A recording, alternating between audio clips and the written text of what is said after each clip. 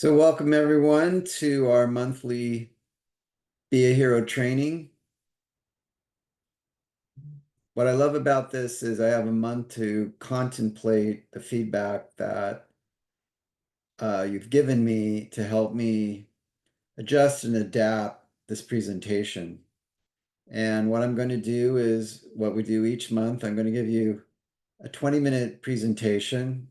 Each month, I try and change it a little bit based on your feedback, but mostly this is about you and you giving me feedback about what's been working for you, uh, discussing this idea of being a hero.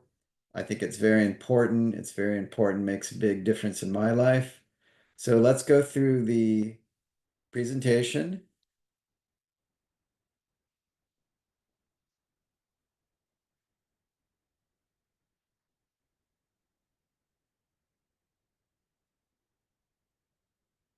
You guys can see this okay, right? All Yep. good?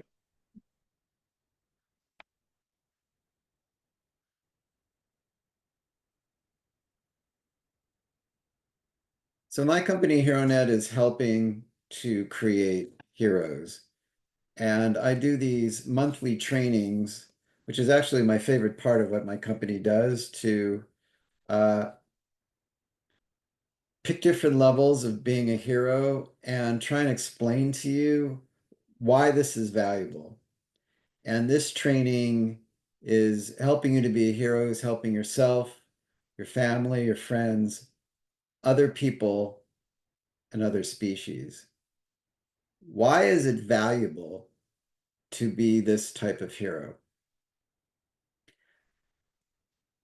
When we think of hero, there are many, many definitions, and we hear this word all the time, constantly in our culture.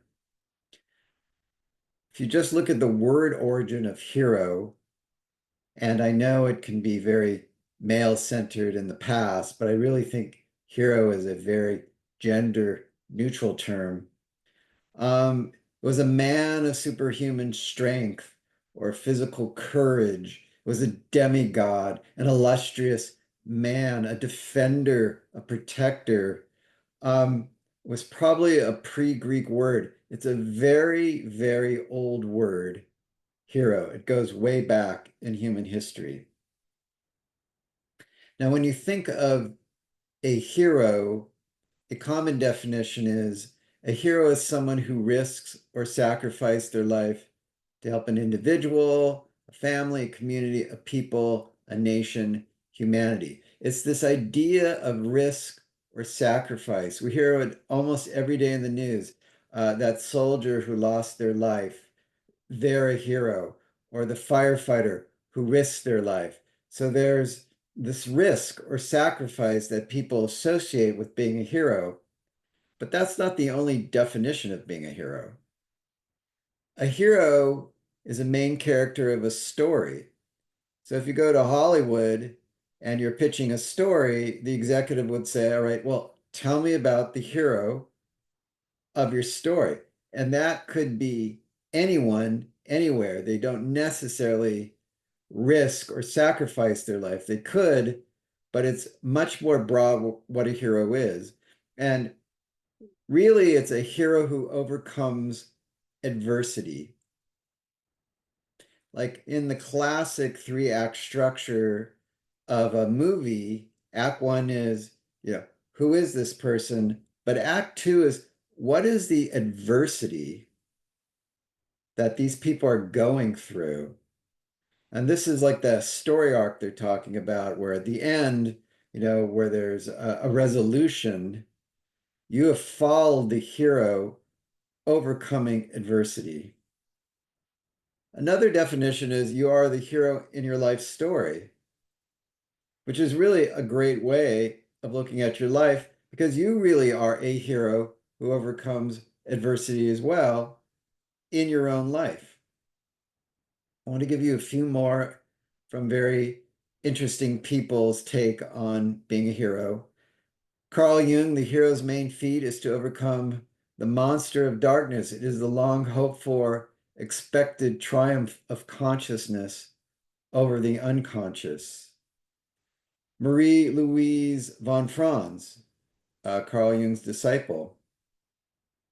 For the hero figure is one of those internal archetypal images which slumber in the depths of every soul and which determine human life and destiny in unsuspected measure. And of course, Joseph Campbell, the famous mythologist, The Hero's Journey, a hero ventures forth from the world of common day into a region of supernatural wonder. Fabulous forces are there encountered, and a decisive victory is won. The hero comes back from this mysterious adventure with the power to bestow boons on his fellow man. Maya Angelou, the poet. I think a hero is any person really intent on making this a better place for all people. Stan Lee from Marvel. Another definition of a hero is someone who's concerned about other people's well-being and will go out of his or her way to help them, even if there's no chance of reward. That person who helps others simply because it should or must be done and because it is the right thing to do is indeed, without a doubt, a real superhero. Few more. Martha Beck, an activist. Tell yourself a life story in which you, the hero, are primarily a problem solver rather than a helpless victim. Lorna Johnson wrote in her blog, "My parents are my role models, my heroes." Jessie Howes wrote in an article about a woman, one of her friends, who donated a kidney to her. "She is forever my hero and the type of person I aspire to become. She is saving my life, and I am forever grateful." Nassim Nicholas Taleb, a writer, writes, "Entrepreneurs are heroes in our society. They fail for the rest of us." Arthur Ashe, the tennis player, true heroism is remarkably sober, very undramatic. It is not the urge to surpass all others at whatever cost, but the urge to serve others at whatever cost. Helen Hayes, the actress, we relish news of our heroes, forgetting that we are extraordinary to somebody too. And last, one of my favorite definitions from J.R.R. Tolkien. In The Hobbit, he wrote, "I have found that it is the small, everyday deed of ordinary folks that keep the darkness at bay. Small acts of kindness and love."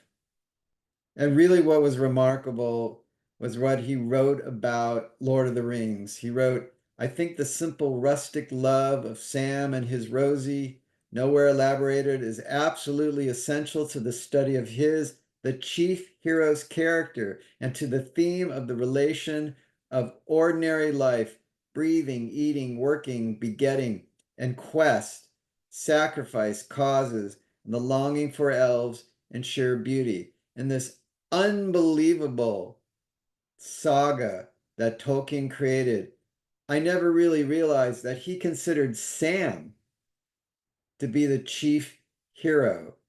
And it goes to the quote above. It's the small, everyday deed of ordinary folks. Yes, you can risk and sacrifice your life, and that is being an incredible hero. Or you can just do small things every day and be a hero as well.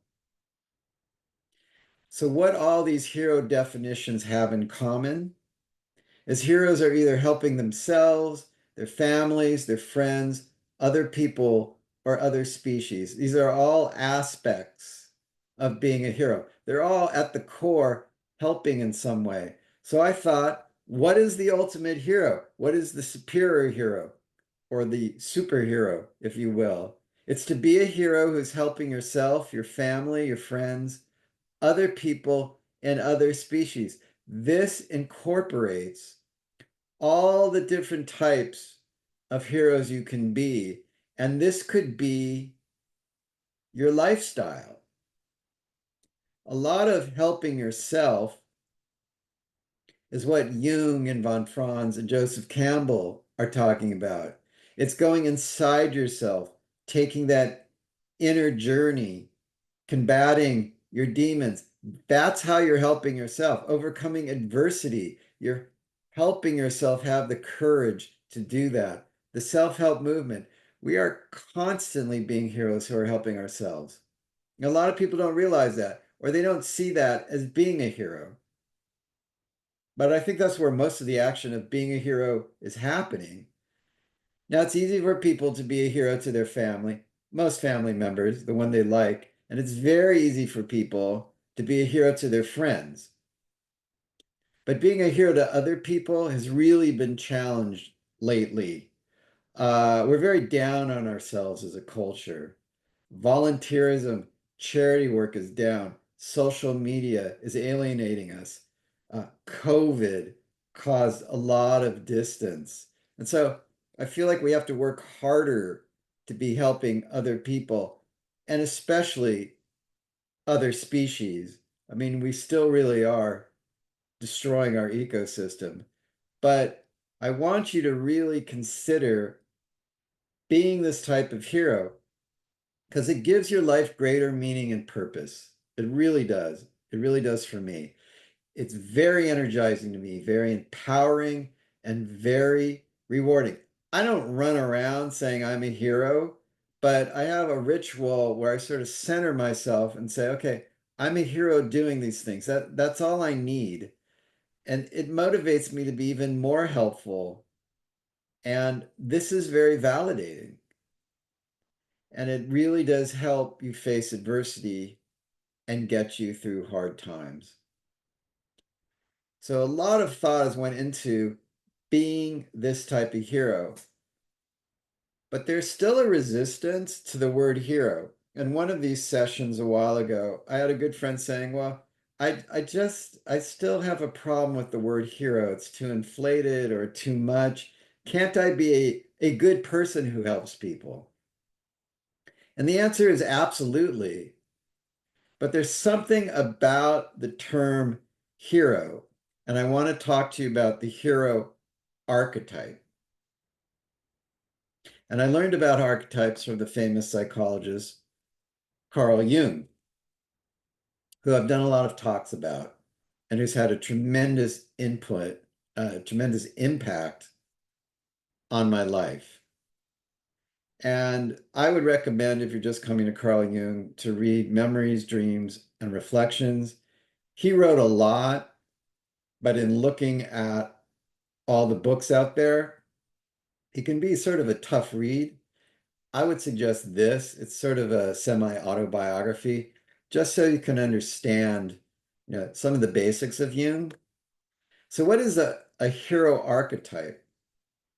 So an archetype is a character or a symbol or a pattern that reoccurs over and over again throughout history in our dreams, in our visions, in our fairy tales, in our stories, in our myths. The hero is a very common archetype.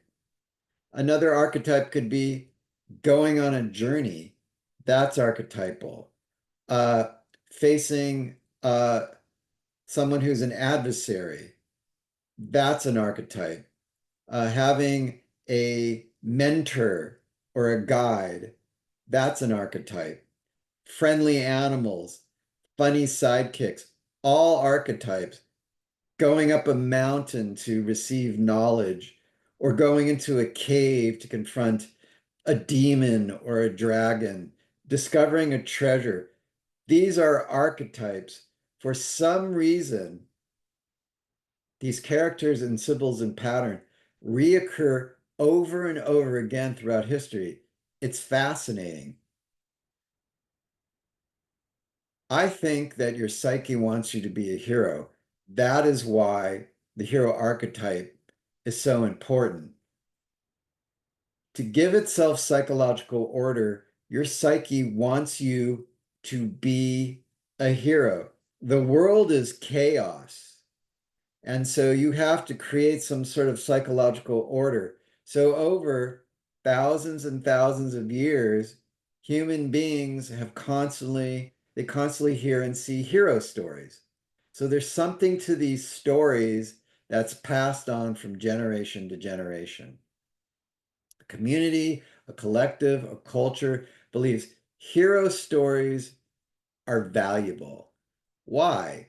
Well, your psyche learns and knows that if you are a hero, it increases your chances of survival and expands your loving of being alive. So being a hero is very important to teach someone to be a hero just to get through life. That's why these stories are passed on. And your psyche starts to become attracted to role model heroes and hero stories. Think of our culture right now. Think of how many hero stories we are bombarded with daily. You go outside, you see movie posters, you hear ads, you go on cable, you play video games. They are all hero stories. It's on steroids. So there's got to be something about hero stories that's psychologically really important. And here's what's fascinating to me. Not being a hero blocks your energy and creates psychological disruption. If your psyche is programmed, conditioned to see itself as a hero, if you don't consider yourself a hero, you're actually disrupting energy and your psyche. So, for your psychological health, you should be a hero. And the key is what we're going to discuss is how you find that sort of right image of being a hero that clicks for you, where it doesn't feel inflated or fake or something you can't attain. But I think it's really important to consider yourself to be a hero, to be a hero who's helping yourself, your family, your friends, other people, and other species. Thank you. Thank you. Thank you, David. So, folks, go ahead and would love to hear what you guys think. David, do you want to ask any particular thing of the audience? You're welcome to do that. What I like to do is first just get people's initial reaction, anything they want to say, anything they want to share. And then I want to take it to the next step and just help people practice to feel like, this level of hero could be valuable. So just feel free to flow and give me any feedback you want.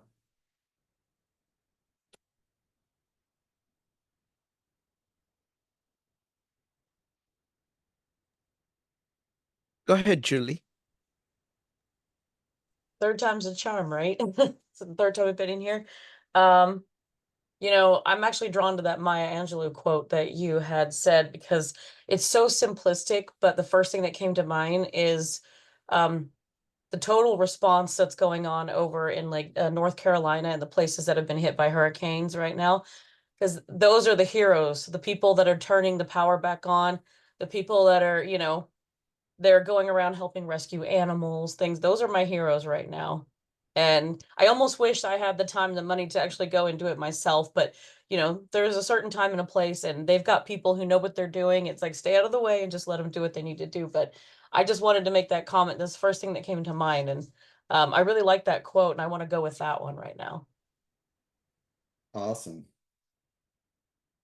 And I think what you're seeing as heroes are helping. I mean, I think that that's what's at core of being a hero. It's that helping. If you're rescuing or risking your life, that's a form of helping. But if you're just doing small things with your kids, that's a form of helping.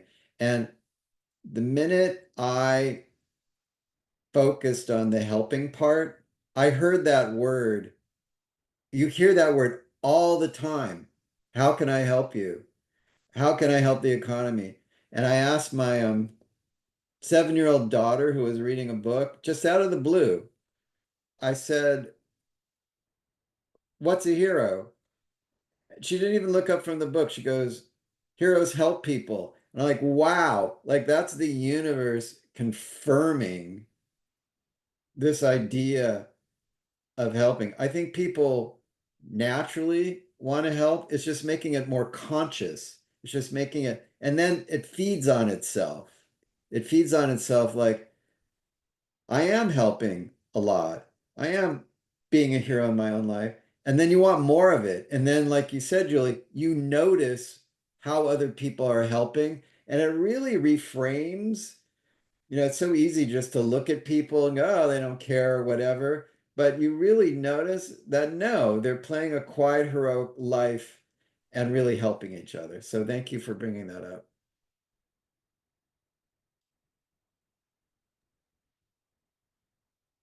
Zach. Can you hear me? Yeah. Yep. Go ahead.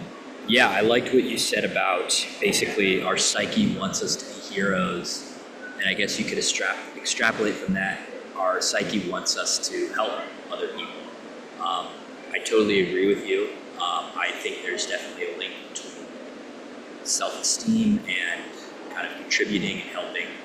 I guess my question is, why is it still the case that even though we kind of know that at some level, it still seems so counterintuitive? You know, there's like the studies where it's like if you're having a bad day and you want to make yourself have a good day, the research suggests that the best way to do that is to buy a gift for others. But yet, I mean, speaking for myself, but I think a lot of people will agree that the impulse is to buy yourself something nice, right? So I guess my question is, I don't know if you could kind of speak on that kind of counterintuitiveness of the reality that helping others actually does make us more happy, at least maybe gives us a deeper kind of happiness than the pleasure we might instant gratification get. Does that question kind of make sense? Yeah.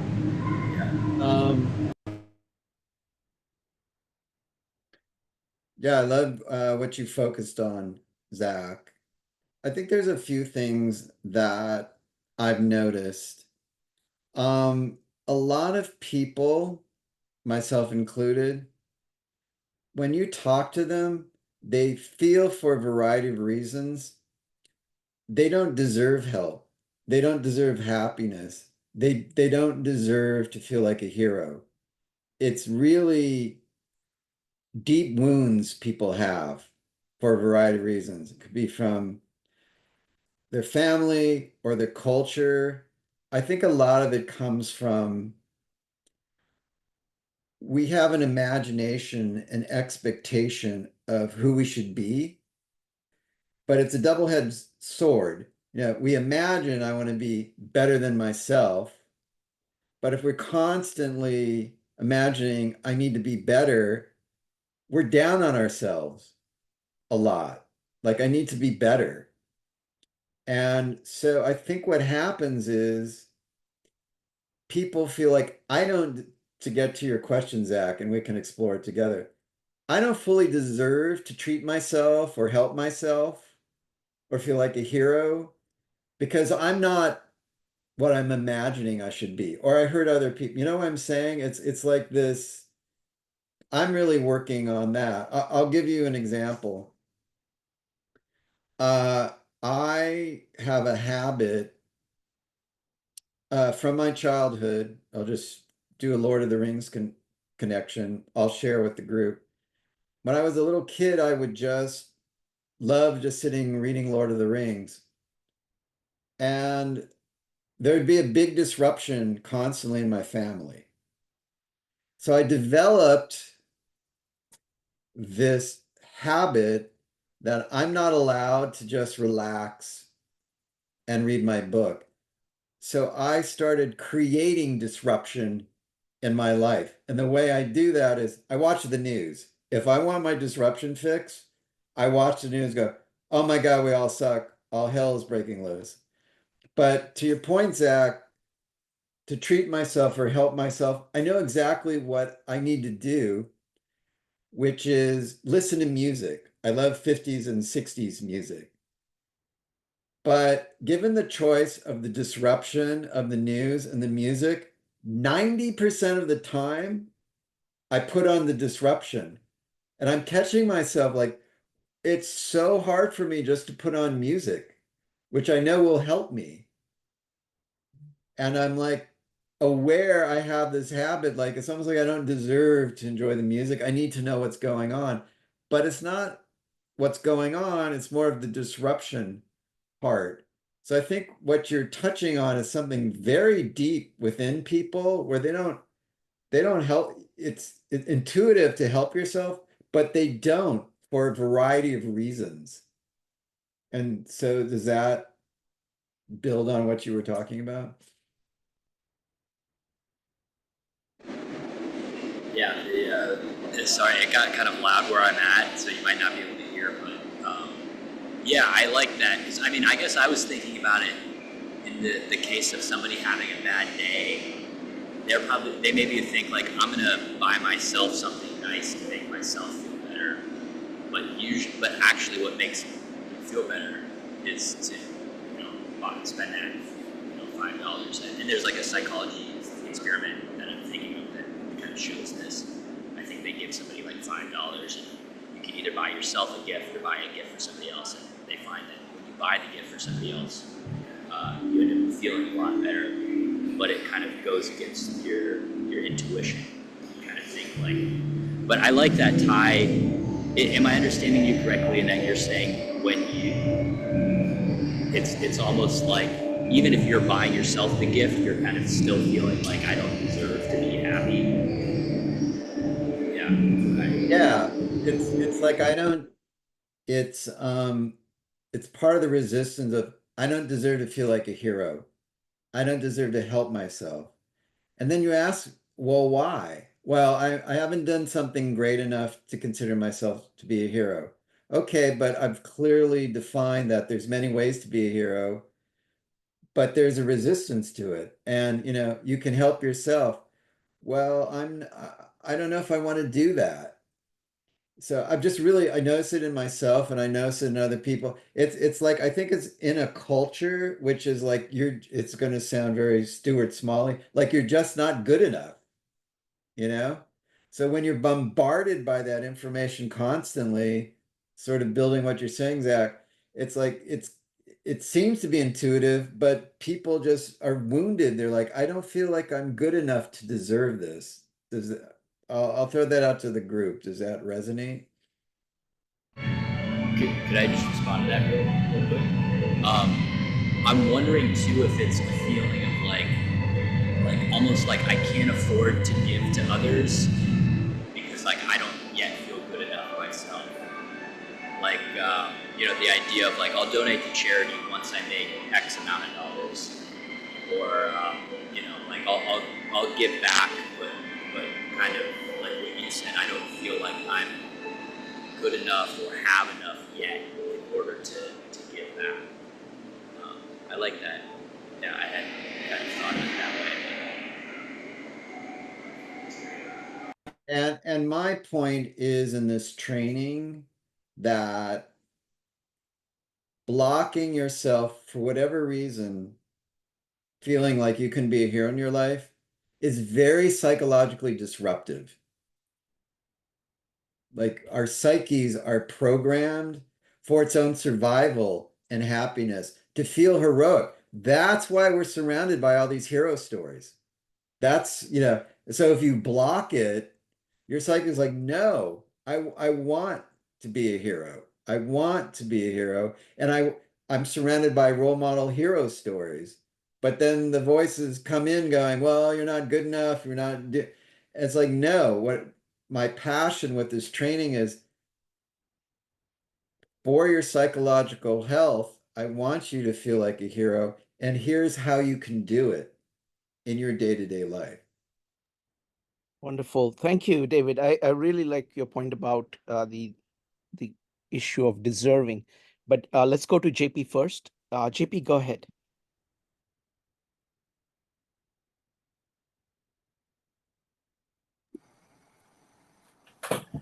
Hello. I like the presentation and the quotes. I listened to what Julie and Zach had to say in reference to how they're viewing a hero. And I think a lot of it is coming back to our viewpoints. So, David, you had also mentioned in the quotes, I believe, and something that Zach had brought up again, is this feeling of being enough or doing enough. And I was thinking of Aristotle and his golden means on his virtues. He comes up with a golden mean. On one side, there's a deficiency of that, and on the other side, there's an excess. So for courage, it's a golden mean, courage. It's right there what we want, right there in the middle. We don't have enough, we're deficient, we become cowards. We have too much courage, we have an excess of courage, we become rash. Is rash always dangerous? Probably not. The person who may have courage to storm as a firefighter into the fire may be rash because it is too dangerous, but his rashness may be actually what saves some more lives. Just as somebody who backs away from a fight in cowardice, it may have gone worse than they thought. They're courageous to go ahead and handle the fight they have to handle, not realizing the opponent is a terrible adversary, willing to kill somebody. And they're not ready, the person is not ready for that. And being a coward is good. So when people hear the word hero, as was being said before, the idea of being a superhero, oh my goodness, not me. I can't be a superhero. I don't have the powers to run through fire. I can't walk on water. I'm not going to stop the storm from coming in. So a superhero is like excess. But on the other side of a hero, if that's the golden mean, the deficiency is not enough. Well, that's the everyman. And it doesn't seem to matter to people how many movies and stories are out there about the everyman, the person who's simple, like a Taoist, just comfortable with how things are, like a Buddhist. They're just okay. They can accept things and forgive. Like a Christian, they have learned certain virtues, certain ways of being, which for many is too humble, it's deficient. And so they don't see, oh yeah, there was a storm. I went out there. I didn't charge anybody. I helped do some immediate emergency repairs so they can stay in their homes. I did immediate first aid. I went on my way. I didn't leave my name and phone number. Please don't contact me. It's just something I felt I'm supposed to do. This everyman may seem deficient to a lot of people because a hero should get something out of it. Aren't they supposed to come back after defeating the dragon with the sword or the elixir of life? So maybe that's what it is in people's ideas as to how they accept or don't accept a hero. Thank you. Well, I think I love this comment because it's finding the sweet spot of what it means to be a hero. So in our culture, it's superhero inflated. Okay, it's just an inflated ego definition of hero. It's almost silly. It's like the puer definition, Zach. It's just not grounded. Then on the other side, the deficiency you're talking about, JP, well, if you don't feel like a hero at all, your psyche sort of wilts because it wants you to be a hero to sort of get through the day and help people. And it doesn't have this superhero quality, but I don't really think your psyche gets disruptive if you feel less than, like just getting up in the morning on a spinning ball through space where you realize sometimes through the day you're going to die one day and disappear. You're a hero just getting through life. And so the challenge is finding that right image or definition that you can align with and lets it flow. And so what I do is I just wake up as a ritual. I've said before, and goes, I'm a hero who's helping myself, my family, my friends, other people, and other species. That's it. But it has such an aligning psychological value to me. It's like, I'm a hero. Okay, I'm resonating with that psychological, archetypal, historic energy that my psyche likes. I'm not picturing flying through the air, or I'm just going, okay, I'm a hero of my own story. And I'm going to focus on helping in all these ways. That little ritual, I feel so grounded during the day.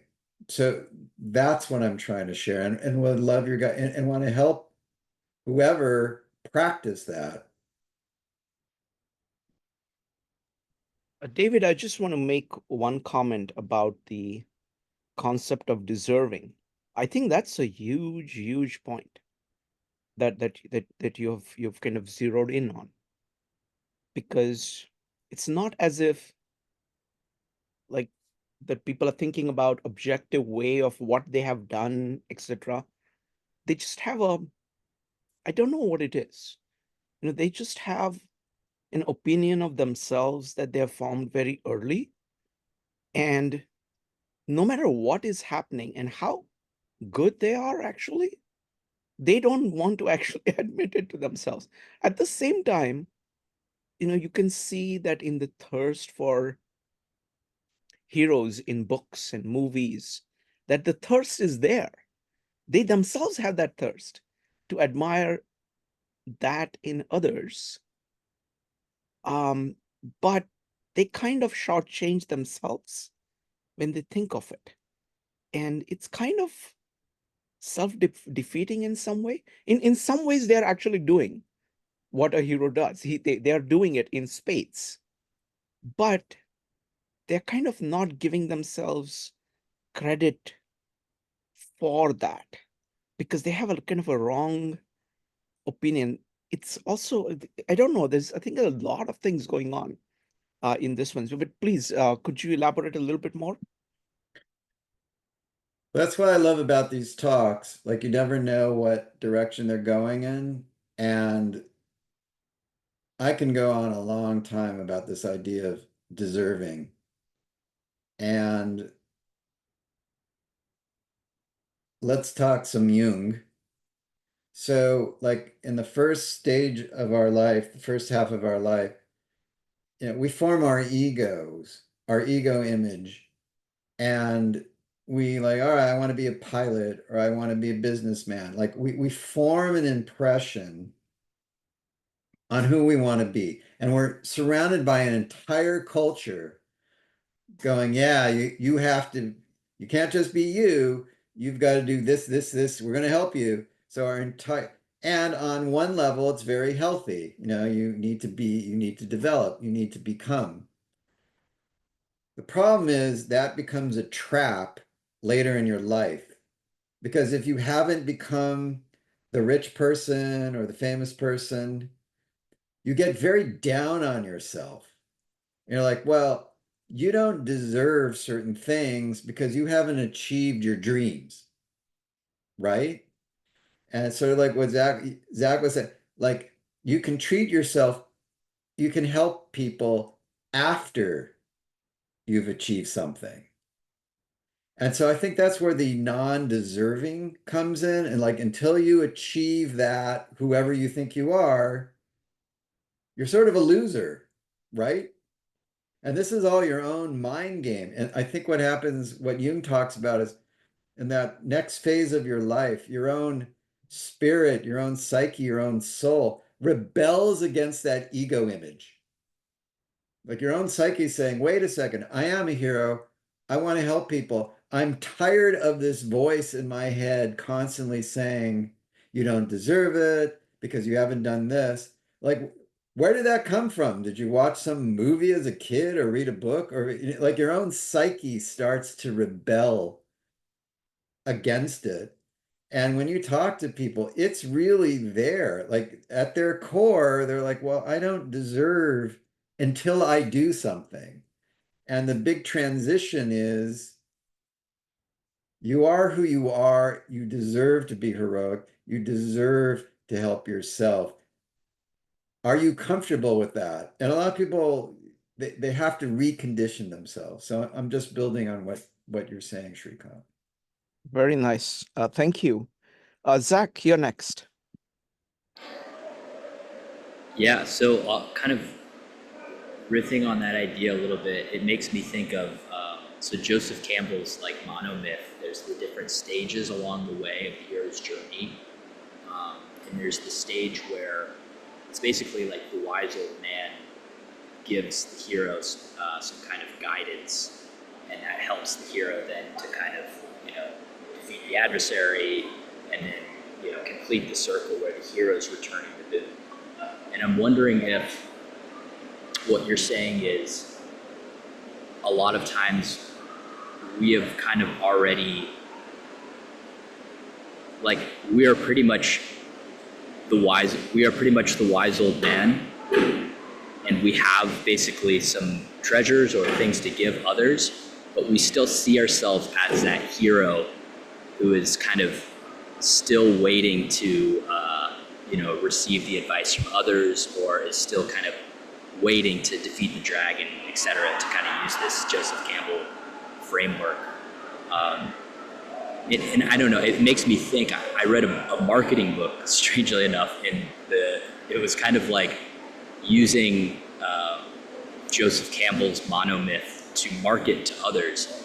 And one of the things the guy said that really struck me is, he said, when you're marketing to others, say you're selling them a course or something, you want to market yourself as the wise old man.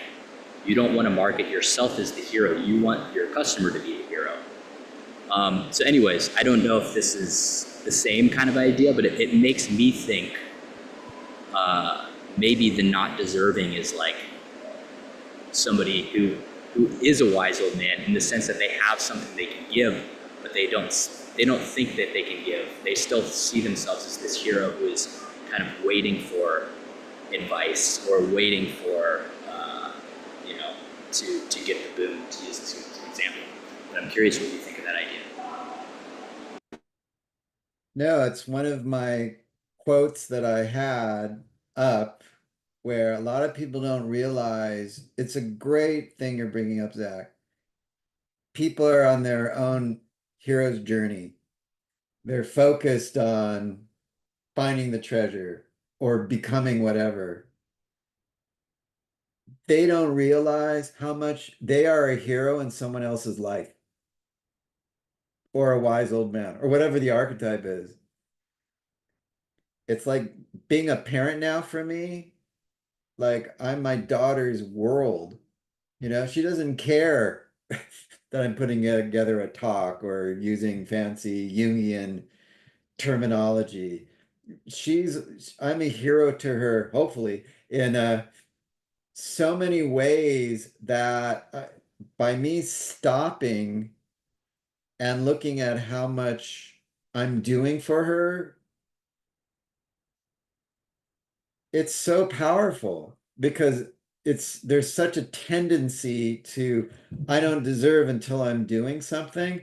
But there's probably people in all of our lives where, like, I just love Zach, or this guy's great. You know what I'm saying? It's just taking a step back and realizing you're much more of a hero or wise old man to other people than you realize.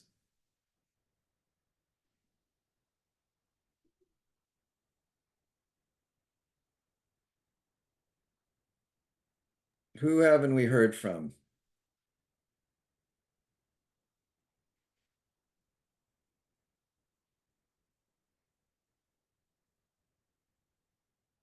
So let me ask the group this idea of, I just want to reinforce this idea that it creates psychological disruption, not feeling like you are a hero. How is that landing? Do you understand what I mean by that?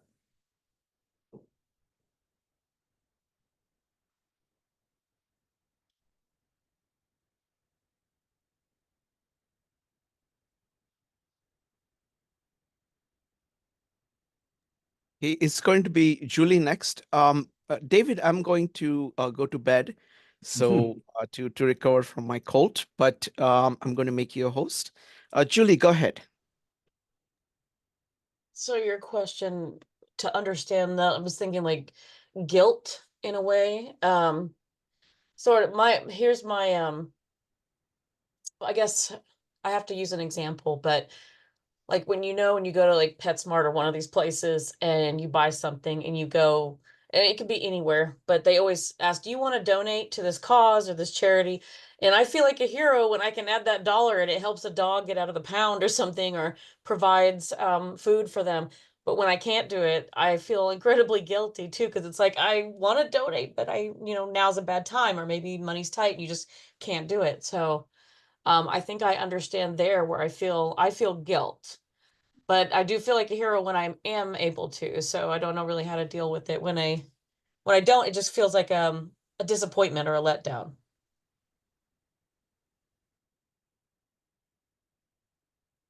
JP?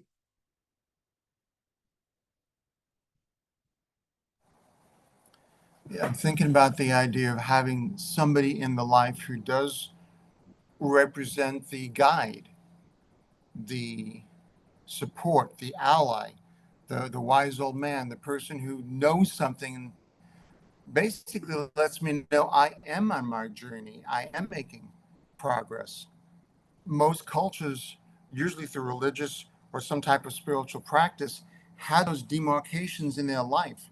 We don't remember when we're born, but as we grow older, every birth we see has a celebration. We get to a certain age, going to school, we have a celebration. Boys and girls reaching certain ages have celebrations, getting married, having their first child, different positions they take on in society.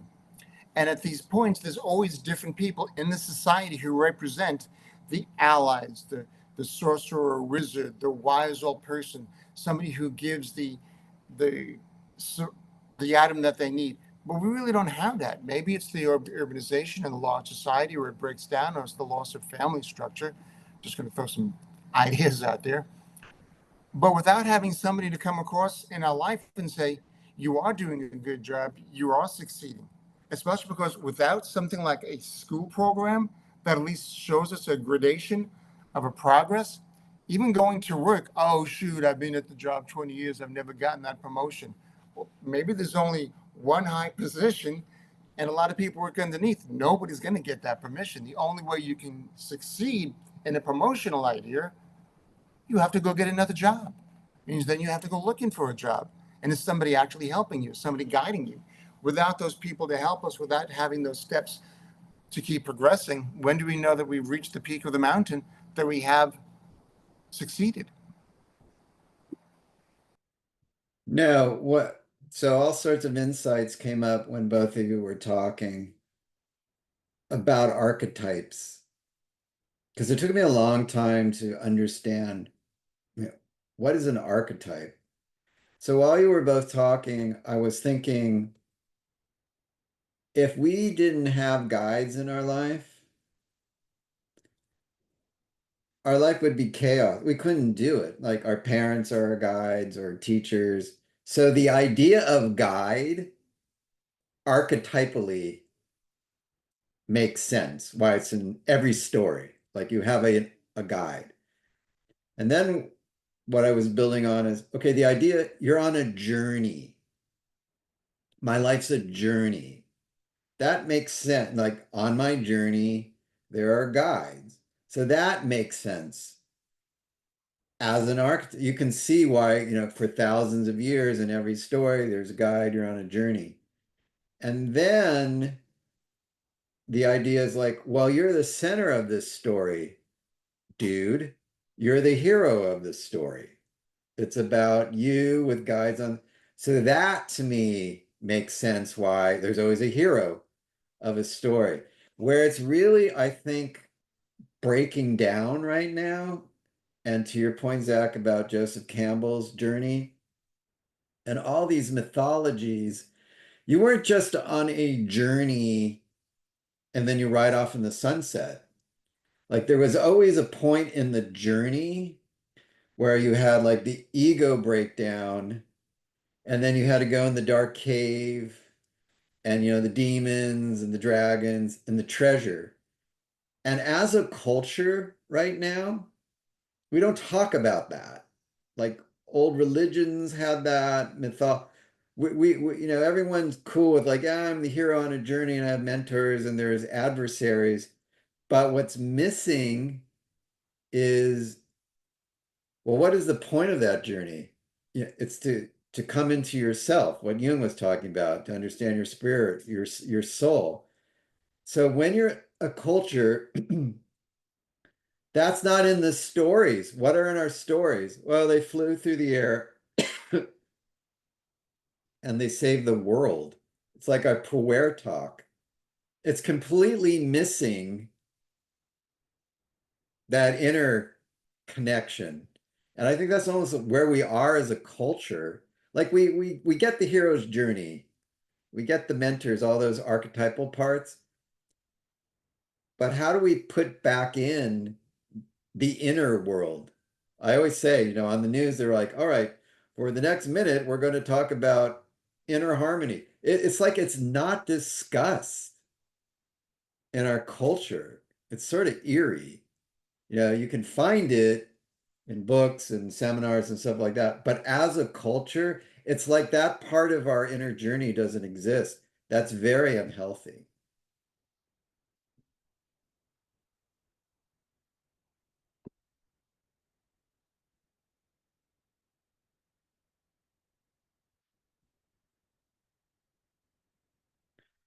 I'm host, so let me just check real fast. Marco? Um, yeah, no, I just wanted to mention, like this past month, like, when I do remember to tell myself, remind myself if I'm having like a rough moment or like a rough day, reminding myself like I'm a hero. Um, like it doesn't help in that moment.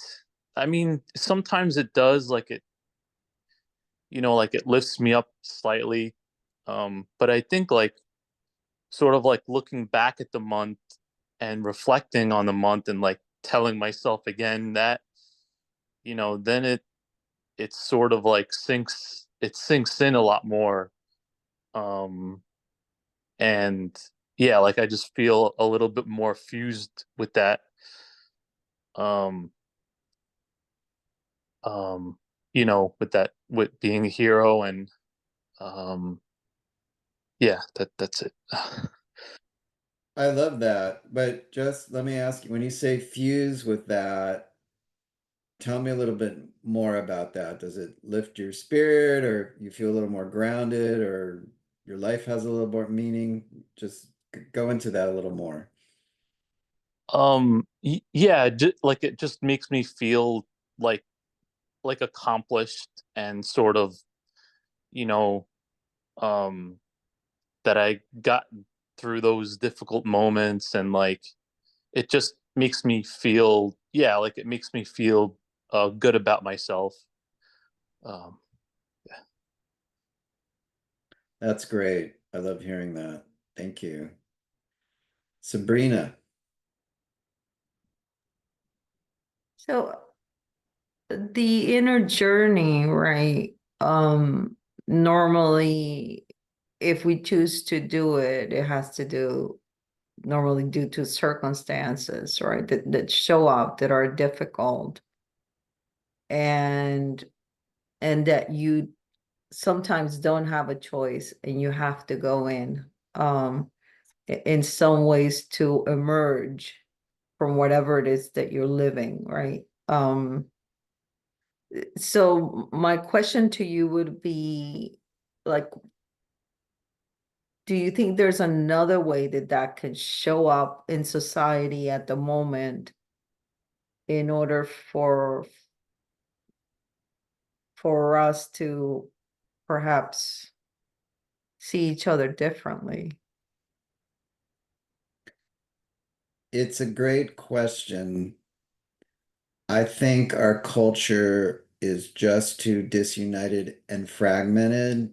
Like we can't find common ground on anything.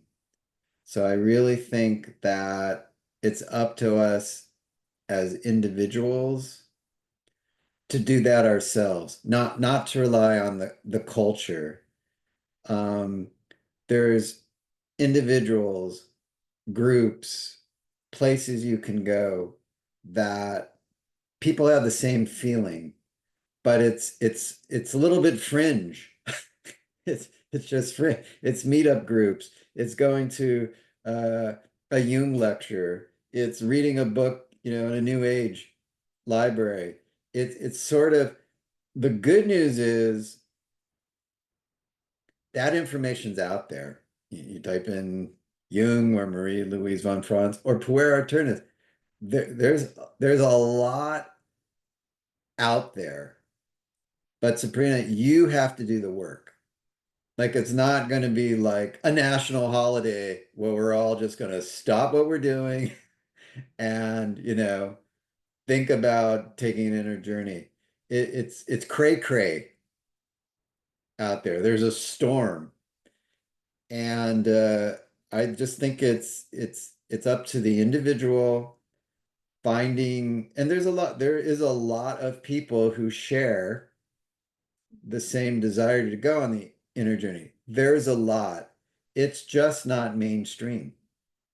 And I don't know how it gets to mainstream. Do we have just a collective psychology? I don't even want to know. Like, what does that look like where you would have think after COVID, we would have come together, and look how that was completely disunited. So I don't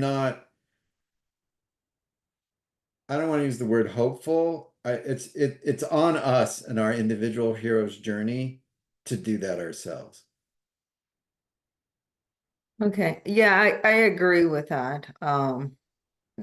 I think that it's always going to be, society is always going to be a reflection of what we look like inside.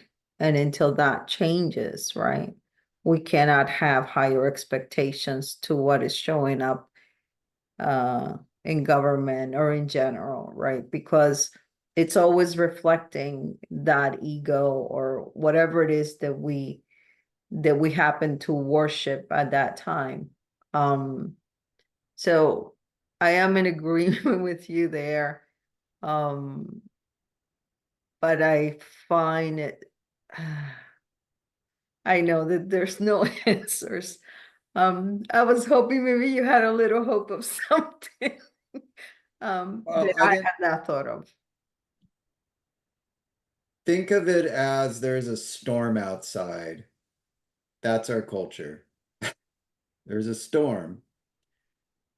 That doesn't mean you don't have agency and empowerment to go to groups like these. Like I said, read books on Jung. There's tons of YouTube videos. It exists. It really exists. I want you to be hopeful. There's a lot, and it's growing. Dream analysis, tons of stuff. Zach's podcast. There's a lot out there, but as a culture, we're not elevating that inner journey yet. And so it's up to us as individuals to do it.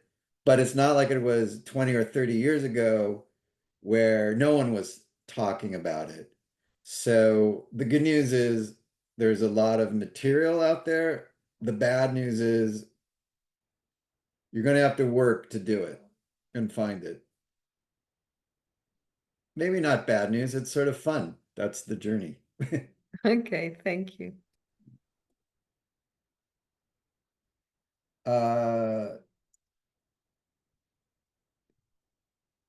Zach.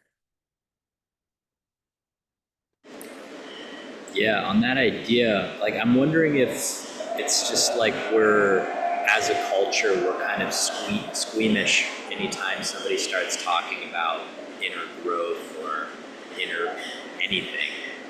It's like you see some of your distant relatives once, maybe twice a year at Thanksgiving and Christmas. And if they were to say, how are you? Like, what's new with you? You're going to report on, oh, my business is doing great, or oh, I just met this person, and that's fine. But if you were to say, oh, I've been making a lot of progress in therapy, like, that would be like, what? Like, kind of record stop moment.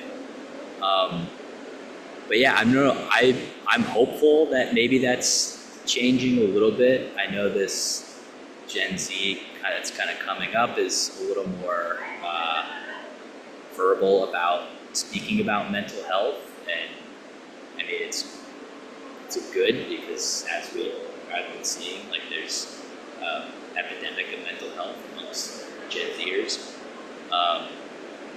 But yeah, I don't know. I guess I have the same question. Is it like the kind of mental health will have to get to this kind of epic proportions before we can just speak openly about it?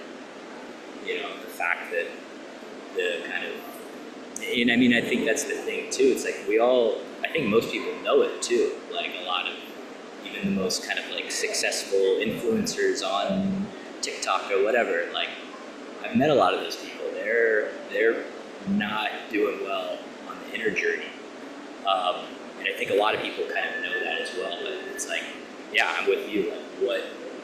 I guess the question is like, what will have to happen in order for us to start speaking candidly about it? Yeah, so I don't know. I'm curious to kind of hear your thoughts on any of that. Well, you're absolutely right. I mean, it's definitely like people being in counseling, it's not foreign anymore. You know, it every day people are having psychological issues. What I see really clearly is when you have that psychological disturbance, a Jung would argue that's a blessing. That's the ego breakdown. That's the emergence of, the self or the spirit or the soul. That is that point in the hero's journey, where you're in the cave confronting your demons. Mazel tov, congratulations. But what really happens in our culture, which is really clear, it's like any disruption, instead of going into that inner journey, this is a generalization, you are given meds so fast it makes your head spin. Like it's like, well, if there's a disruption, we better medicate you so there's no disruption. Instead of going, it's like the caterpillar when it's breaking through, the pupa or the cocoon to emerge into the butterfly, very frou-frou, but it's a violent, scary thing for that caterpillar or whatever that being is to burst through it.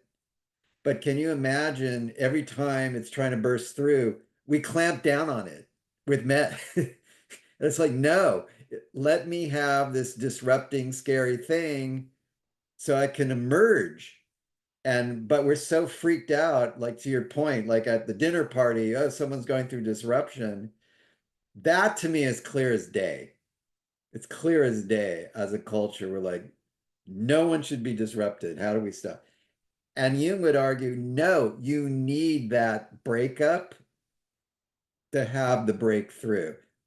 I know plenty of people are doing that, but you know what I'm saying. In general, that to me is unsustainable. It's just making people miserable. It's just me. And then the other thing I would say is you can't worry about society and other people. You don't know. You have enough work taking care of your own emergence. The best thing you could do is sort of lead by example because you don't have control of that outside world, but you do have control over your inner world. And I'll just build on one more thing about the deserving. A lot of people feel like, oh, I have to save the world or other people are in trouble. I can't help myself yet. That's sort of selfish. I don't deserve. And it's like, no, the best thing you can do for other people is to be a hero, is to help yourself because they'll look at you and go, you're a guide tying it back. You're a wise old man. So don't talk yourself out of taking that journey. Just the reverse. You'll help yourself and other people.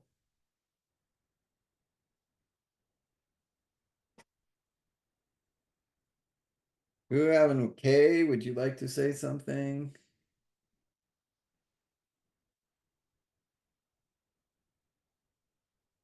No, thank you, David. I've just typed a few things in the chat along the way, but thank you for this opportunity. Totally respect. Connie? Mike? Marco, did you want to say something else or was that oh, Mike, go ahead.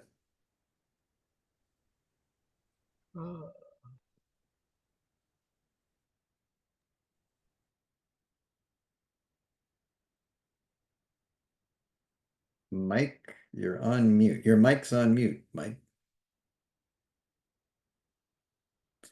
Any final thoughts? I really appreciate these conversations. I don't need a million people to be here. I just need people such as yourselves that You really give me a lot to think about. JP, please. With what you said about taking care of others, taking care of ourselves, this always comes up in the conversation. It's been part of the discussion all the way through. In Hebrew mysticism called Kabbalah, there's the idea of tikkun. There is something wrong with us, with the universe, with the way things happen. Not going to question why, how, just there it is. So what do we do? Do we fix ourselves or do we try to fix the universe? It's called tikkun. There's two kinds. Tikkun, where I work on my own self, restoration and correction, or tikkun, where I'm trying to work on the universe in some way, some grand scheme of a project to clean the oceans, or maybe just to walk by the beach with my child and teach them how to clean it up, or to be an example with nobody else there, doing it on video and then posting it on a social media. Look what I did. But as long as I do something for myself according to tikkun, I do it for the universe also. And anything I do for the universe will come back to me. So I'm always correcting, helping, restoring, and helping evolve the way things should be. Thank you. Great. So let me sum up I this way. I Oh, sorry. Go ahead, Mike, please. finally got unlocked. Is unmuted. Not sure what happened. And on one hand, we're saying that we ought to say we are on a hero's journey. On the other hand, on the other side, most of the world's religions and philosophies, or many of the philosophies, most of the religions say you should be humble. And I'm thinking in terms of how Oppenheimer and Leslie Grove and so forth built a team of prima donnas to build the atomic bomb, or how Lockheed built whatever the kinds of things it built, the SR-71 and the F-35 and so forth. How do you reconcile the concept of I should say I am but the dust of the earth if I'm too full of myself, versus the world was created especially for my behalf, that I own the whole world, which is are both two, shall we say, archetypes that are embedded in ourselves. How do we pick the right middle path for those two situations in this world? Well, I mean, it's a beautiful summation of my goal, Mike. I mean, you're asking the exact question. It's clearly, whether we like it or not, this idea of a hero, especially now, is incredibly pervasive in our culture. So that has nothing to do with whether we like it, if we think we're a hero. It's just starting point of this idea of a hero. 24 hours a day, we hear about heroes. And so what I've tried to do in the talk, going, okay, when you hear the word hero, what does that mean? Just objectively. Again, we're not talking about ourselves. When you say hero, what does that mean? And I've tried to show there's many definitions, from the person who risks their lives to the person who does day-to-day things. So that gives you sort of a matrix to choose what form of hero makes sense. The person who risked their lives, the Sam character in Lord of the Rings. Now you might say, again in my talk, well, I'm still just not comfortable with the word hero. And that's the second part of my talk, going, whether we like it or not, there's a hero archetype. There's a psychological structure we have where we want to see ourselves as a hero in a story. And Jung would say, we don't have a choice about that. We need to feel like we're a hero because that helps us combat adversity or survive. So that's why we're bombarded by hero stories, because we're like programming you to think like a hero. So my point there was not thinking you're a hero at all really goes against the grain of your psychic energy. It creates disruption. And that's out of our hands. That's how we're fundamentally programmed. But what you're bringing up, Mike, is this is the challenge now. If you accept, okay, I need to be a hero to let that flow, what works in my life where the definition isn't too inflated, but it's not, non-existent. And that's the training. That's why I'm calling it a training. And I can only use myself as an example where just me waking up in the morning and saying, I'm a hero who's helping myself, my family, my friends, other people in other species. That's all I need to do. I don't need people to call me a hero during the day. I don't think of myself as a hero. But doing that ritual, my psyche's like, yes, we're a hero in this story. And yes, help yourself and everything around you. That's a beautiful life. So that's the practice. That's the training that I do. And that's my passion of why I do this each month. It works for me. It makes sense. And hearing your feedback, like what Marco's saying, what all you guys are saying, if it's working for you, that's so validating for me. But what you're bringing up, Mike, that's up to you to find the fit, the heroic fit, which is a good sort of wrap up. So anything else? Next month, let's share notes. Please, no, go ahead. We have a little bit of time. Any response, please? Oh, thank you for all that. How we do all that. Thank you. My pleasure, everyone. Thank you so much. Good luck on your hero's journey. It's going to get a little cray-cray between now and next month for a variety of reasons. So you deserve to be a hero. Thank you so much. Thank you. Thank you.